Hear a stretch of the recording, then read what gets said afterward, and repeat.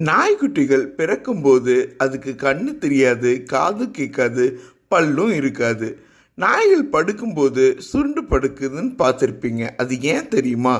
நாய்கள் அதோட உடம்ப சூடாக வச்சிருக்கவும், அதோட உறுப்புகளை பாதுகாப்பாக வச்சுக்கவும் சுருண்டு படுத்துக்கும். உலக புகழ்பெற்ற டைட்டானிக் கப்பல்ல இருந்து 12 நாய்க்கள்ல இருந்து 3 நாய்கள் உயிர் தப்பிச்சிருக்குன்னு சொல்கிறாங்க.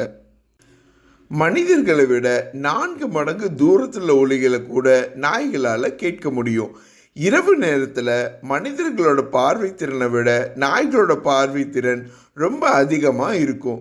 நாய்களுக்கும் பொறாமை குணம் இருக்குன்னு சொன்னால் நம்ப முடியுமா?